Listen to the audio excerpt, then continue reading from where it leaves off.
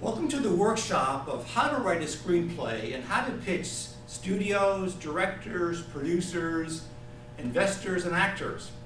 My name is Antonio F. Viana. Before we get into the details of writing a screenplay, there are a couple of things that you really need to understand to get in the mindset of how to write a screenplay. And probably the most important principle is this. You have to create a compelling story and a compelling set of characters that the audience will feel something about. I mean, you really want the audience to care for the hero and his or her feelings and wishes and desires. And of course, you want the audience not to like the villain, the bad guy. And you need to write your story so that you draw in the audience so that they're actually, in a way, living what's going on screen. How to write a screenplay, putting your ideas into film. The first thing I want to do, though, however, is to share with you a little bit about the 5 steps of writing a screenplay that we'll be going through. We'll call this the outline. As you can see from the outline on the PowerPoint slides, there are essentially 6 steps. The first step is understanding what is called a rhetorical triangle. This is a communications triangle that you as a writer must clearly understand so that you can appreciate the 3 variables that come into play when you are writing the screenplay. The second step is planning. Planning means to think through ahead of time what you want to do before you want to do it. It includes things like asking questions that Rudyard Kipling would ask us. The who, what, where, when, why, and how. For example, who is this story about? Maybe a what. What does the hero really want to get from living through the story? Why? Why are you so compelled to write this story? Well, there are many other things that go into step 1 in planning, but this is the idea. Thinking through ahead of time what you do before you do it. The next part of writing the screenplay is step 2. It's called organizing. Here you're trying to take all of your ideas that you've been thinking about in step 1, and you're trying to put them into some kind of format that is relevant, easy to understand, but clear in your mind. It may cause you to have to do some research on certain aspects of your story. For example, you may want to understand so much about a character that you'll want to create resumes on each of the character. Now, a resume means that you want to know who that character is. Where does the character work? Does the character have family? Is the character male or female?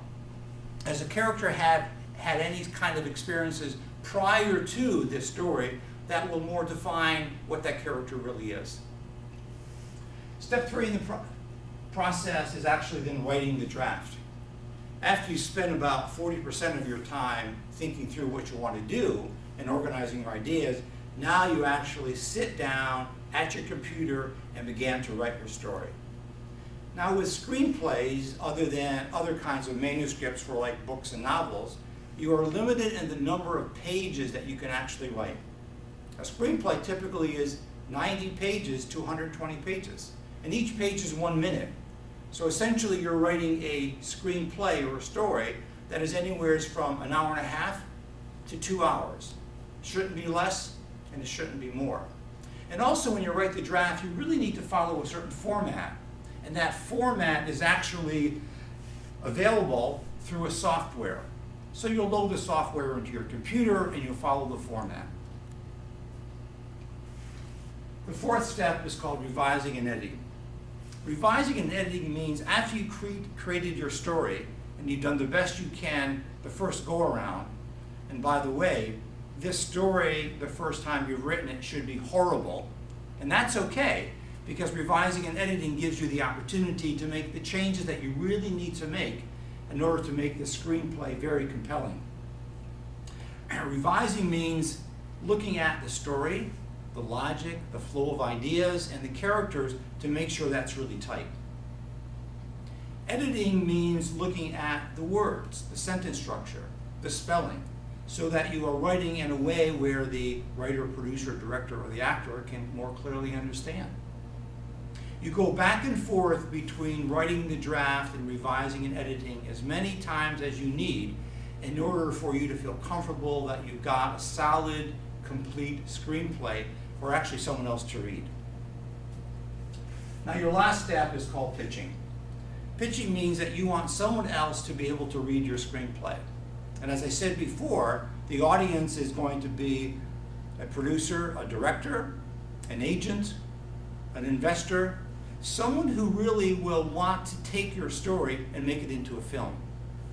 And the things that you need to pitch those people include something that we'll talk about further called a log line, a synopsis, a treatment, and then obviously it's going to be your screenplay. Well, that covers the outline of what we'll be talking about. In the next part of this presentation, you'll get more detailed information about what it is and how to actually write the screenplay. Thank you.